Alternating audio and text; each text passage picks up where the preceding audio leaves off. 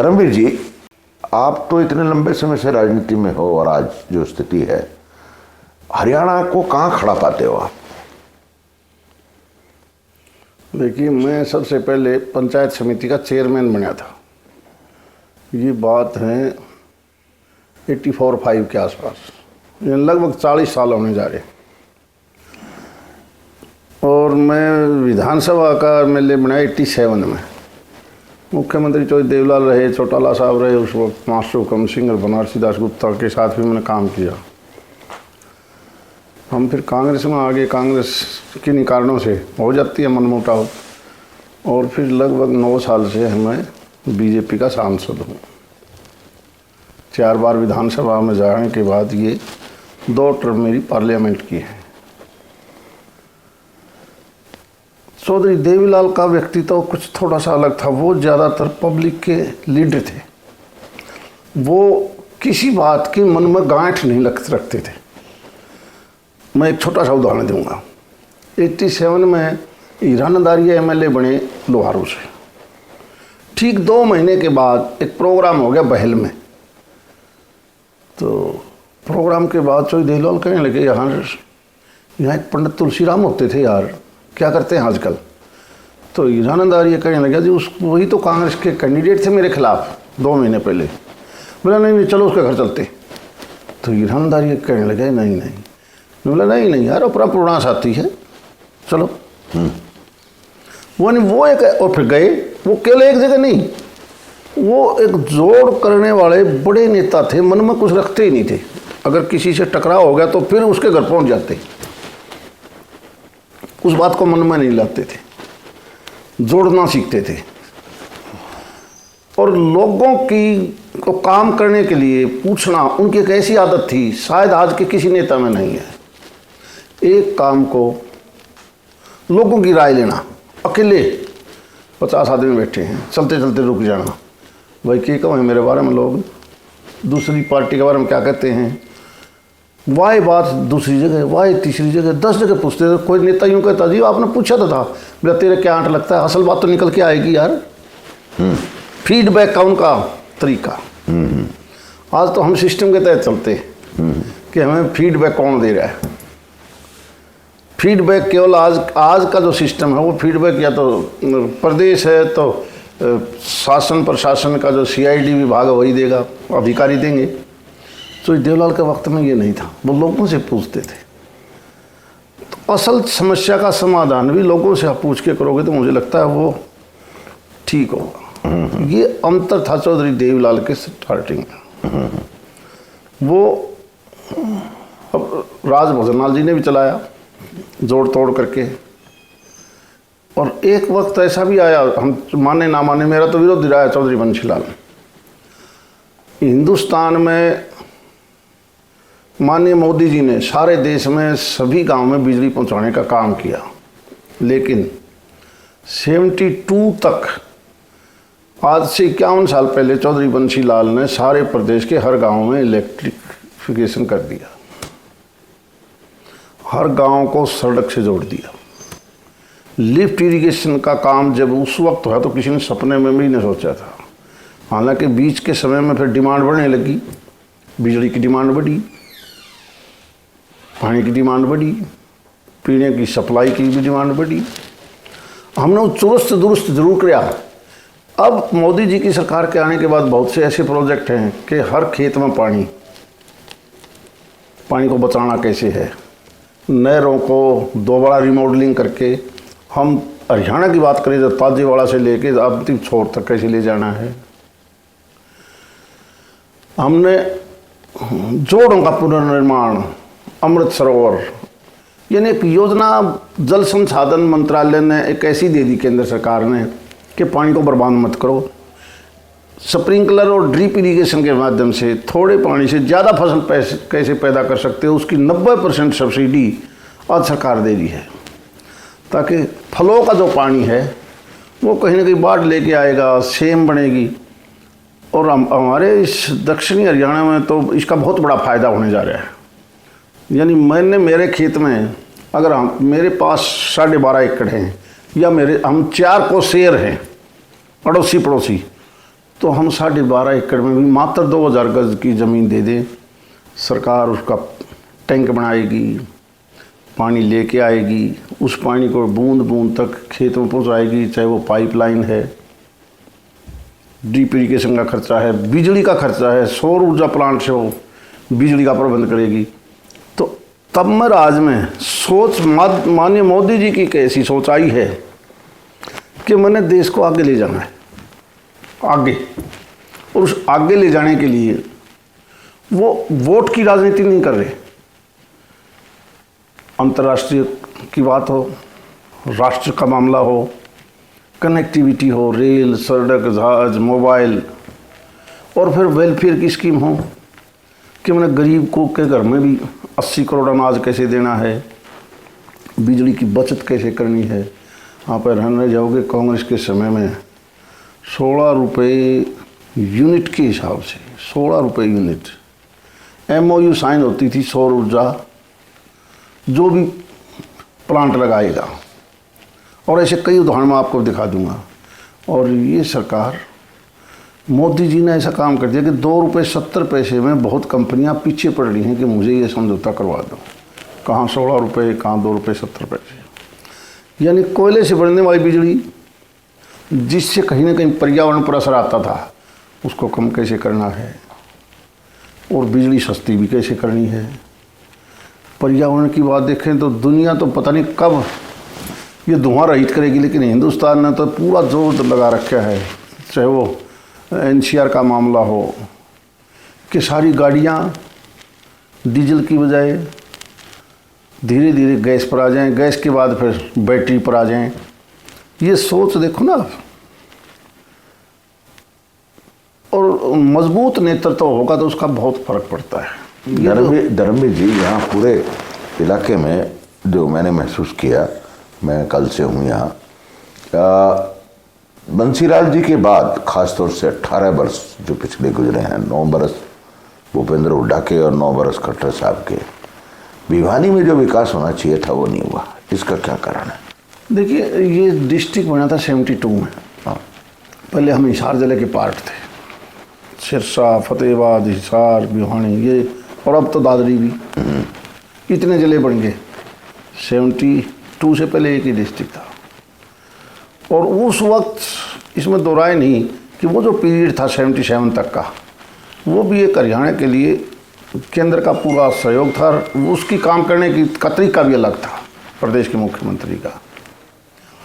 तब जाके बीच में, क्योंकि जब दूसरी सरकारें आई तो उस सरकार में आज आप देखोगे इस 9 साल में, अगर आप कनेक्टिविटी देखोगे तो चाहे वो नेशनल हाईवे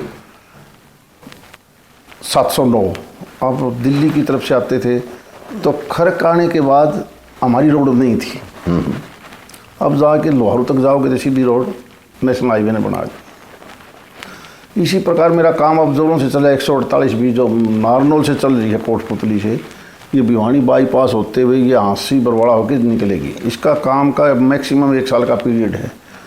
हम मांग करते रहे कि हमारे भी कोई शहर के चारों तरफ का बाईपास बनाओ, अब जाके उसका काम शुरू हुआ है इतने सालों के बाद।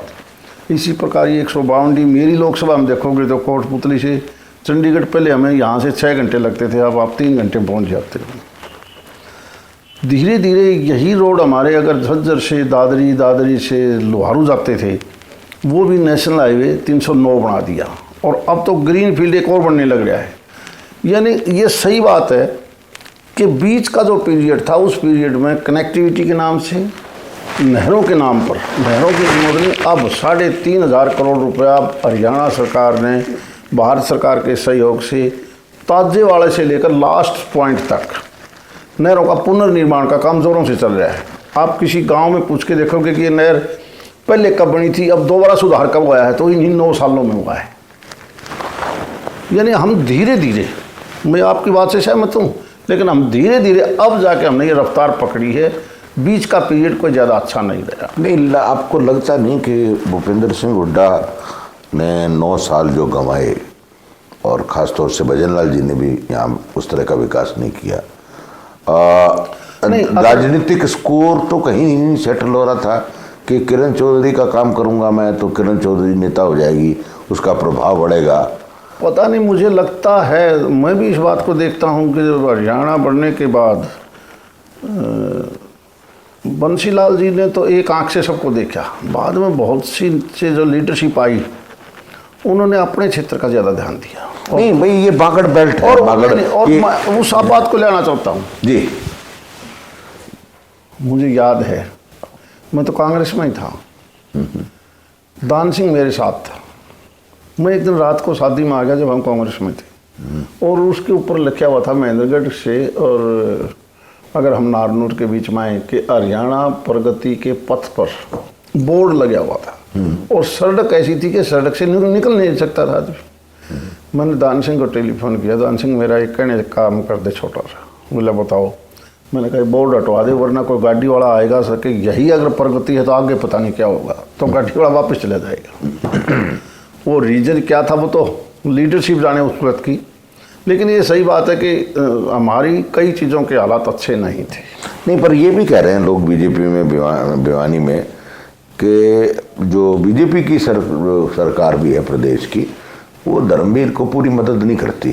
भिवानी में कूड़े के ढेर हैं, रेहड़ी लगी हुई है, धर्मवीर की खिलाफत है, धर्मवीर बड़ा नेता नहीं होना चाहिए, तो इसमें तो भिवानी तरस रहा है। दूसरी चीज़, आप ये मान के चलोगे कोई सेक्टर ऐसा हो, कोई सेक्टर, कोई गांव, कोई मोहल्ला, कोई महकमा, हिंदुस्तान में ज़्यादातर नकारात्मक सोच घुसने लगी, सकारात्मक सोच बहुत कम हो रही है, और इसका बड़ा नुकसान देश को हो गया। नकारात्मक का मतलब है कि इसको ठीक, ये बड़ी गाड़ी कैसे ले रहा है, ये ठीक कपड़े कैसे पहन रहा है, वो यूँ नहीं सोचता कि ये पहन रहा है तो मैं भी पहन लूँ। ये सारे देश के अंदर एक नकारात्मक सोच है, उसमें मैं और आप कुछ नहीं कर पाओगे। मीडिया में भी आप देखोगे तो इसी प्रकार की सोच मिलेगी। ठीक है, क्योंकि हम सांसद हैं, प्रदेश के काम में हम इंटरवेन नहीं कर सकते, ऐसी व्यवस्था है। और पिछली लोकसभा चुनाव में जब ऐसी कई चीज़ें हमारे पास आई कि भाई ये प्रदेश की सरकार का काम है, तो मैंने उस वक्त भी माननीय मुख्यमंत्री जी से किया था कि जी ये प्रदेश की बहुत डिमांड आती है। तो संगठन के बारे में फिर मुख्यमंत्री जी का हंसने लगे, भैया तुम्हारा काम केंद्र का है, केंद्र की पॉलिसी बताओ, वो पूरी करो, और ये काम हरियाणा सरकार का है। तो मैंने कहा ठीक है, पर हरियाणा सरकार करे। ये आप वाली बात में मैंने बता दिया ना, हरियाणा सरकार चाहती है कि हम हरियाणा के बीच में कोई इंटरव्यू ना करें, सांसद अपना काम करें, विधायक अपना काम करें। नहीं, लेकिन जब यहाँ बीजेपी का विधायक भी है, भाजपा के विधायक भी हैं रूलिंग पार्टी में, जी हाँ, और कांग्रेस का तो एक ही विधायक है कहने को, हाँ, उसके बावजूद भिवानी की हालत है। मुझे तो नहीं समझ में आता, मतलब मैं इतने बरसों से भिवानी को देख रहा हूँ, इतना बड़ा एजुकेशन सेंटर है, अस्पताल बन गए बड़े बड़े, ऐसा क्या हुआ है? पानी की समस्या जो की टू है, सड़कों की समस्या जो की टू है, और आप जैसा आदमी होने के बावजूद भाई आपको तो देखो ऐसा है। हाँ, अब जैसे अमृत योजना चली, हाँ, कि बारिश का पानी बाहर हमने निकासी कैसे करनी है, और उस अमृत योजना में कहीं ना कहीं प्रदेश भर में शिकायतें आई, हरियाणा भिवानी में भी और ज़्यादा आई। आप किसी शहर में जाओगे तो आई हैं। दूसरी बात, सीवरेज सिस्टम कभी यहाँ 70-71 में गैर इमल योजना के तहत उस वक्त की सरकार ने किया था, जब शहर छोटा सा था, अंदर जनसंख्या बढ़ी। कांग्रेस के राज में भी जब मैं भी शामिल था तो पब्लिक हेल्थ मिनिस्टर ने बाकी जगह तो सीवरेज का दायरा बढ़ा दिया, यानी उस डिस्पोजल का या उन पाइपलाइनों को रिप्लेस करके बड़े पाइपलाइन डाल दिए। यहाँ गलती केवल एक हुई कि उन्हीं पाइपों को पता नहीं क्या प्लास्टिक लगाते हैं, रबड़ लगाते हैं, उन्हीं को ठीक कर दिया, जिसकी वजह से वो दिक्कतें हमारे सामने हमेशा रहेंगी। कोशिश, और जब तक हम उसका कंप्लीट ऑपरेशन नहीं करेंगे वो सिस्टम सुधर नहीं पाएगा। नहीं, पर आपने कहा माननीय मुख्यमंत्री का? हाँ बिल्कुल कहा। अच्छा, क्यों नहीं कहते हम? अच्छा, हम अपनी बात को कहते हैं, और जो चीज़ समझ में आती है फिर वो अफसरों से लेके फीडबैक, वो बहुत से काम करते भी हैं, बहुत से काम करते भी हैं, परंतु स्टेट अपना काम करे, केंद्र अपना काम करे। हम क्योंकि केंद्र की तरफ से सांसद हैं, हम केवल सजेस्ट कर सकते हैं। नहीं, पर वोट तो आपको लोकल आदमी से मांगनी पड़ती है, वोट विदेश मांगने थोड़ी जाओगे आप। भगवान की दया से देश में नरेंद्र मोदी के नाम से वोट मिलते हैं बीजेपी, और उसमें मैं भी शामिल हूँ। नहीं तो ठीक है, लेकिन अभी जो 9 साल हो गए खट्टर सरकार को, तो आपको क्या लगता है कि राज्य में क्या मुख्य उपलब्धि है? प्रदेश सरकार की तो देखो यहाँ के विधायक हो जाए, लेकिन मैं ये दावे से कह सकता हूँ जब लोकसभा का चुनाव आएगा तो फिर भी 10 की 10 सीट बीजेपी जीतेगी। भिवानी भी पहले से ज़्यादा ठीक मार्जिन से जीतेगी। भाई आपको 63% वोट मिला, हाँ, है ना?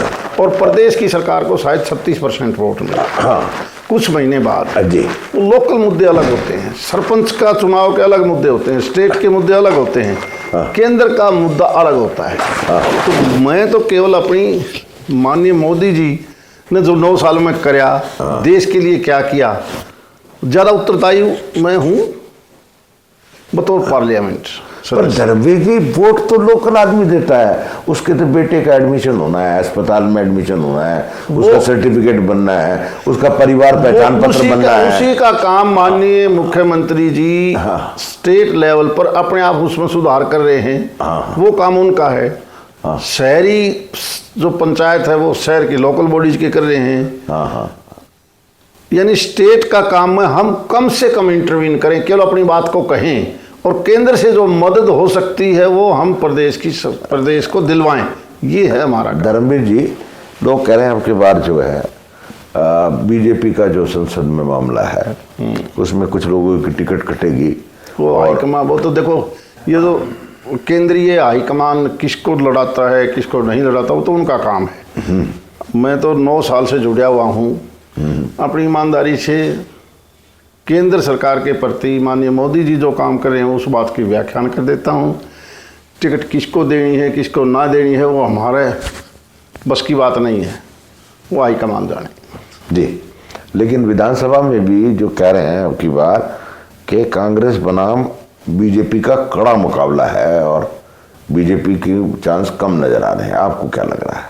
देखो, लोग तो जब पिछला लोकसभा का चुनाव था तब भी लोग पता नहीं क्या क्या कहते थे। 2014 में पता नहीं क्या करे थे, 19 में पता नहीं क्या करे थे। मैंने विधानसभा जब भी लड़ी, मैं 4 बार एमएलए बना और 3 विधानसभाओं से, 2 बार तो शाम से, 1 बार बाडरा से, 1 बार सोना से, और किसी ने ये नहीं कहा तू जीत जाएगा। लेकिन मैं तो नहीं मानता, लोग कहते कुछ हैं, वोट कहीं डालते हैं। वोट आत्मा से डलता है और वो आत्मा से जब वोट डलेगा तो ठीक आदमी को मिलेगा, ठीक पार्टी को मिलेगा। जी, केंद्र में फिर दोबारा से मोदी जी को कोई कुछ कहता रहे, ये गठजोड़ बंधन किसने क्या, आज तक कोई कह सकता है कि मोदी जी के मुकाबले में कोई 1 2 3 नाम बताओगे प्रधानमंत्री का कोई कैंडिडेट हो सकता है? नहीं, वो ठीक है। वोटर जब जाएगा तो वोट तो कमल के फूल पर ही वो बटन दबाएगा। एक बात और मैं आपसे पूछ रहा हूँ, तो शाम में मैं कल वहाँ गया था गोलागढ़। जी जी, बंसीलाल जी का पुराना घर देखा। हाँ जी, बड़ी बुरी हालत में है जी। तो आपको नहीं लगता कि जिस आदमी को एक विकास पुरुष का दर्जा दिया हुआ है उस घर को आपके पैसे से या स्टेट के पैसे से रिस्टोर करके एक मेमोरियल बनाना चाहिए ताकि लोग देखें आके कि भाई ये इतने बड़े आदमी का घर था और आज वहाँ सांप और बिच्छू हैं?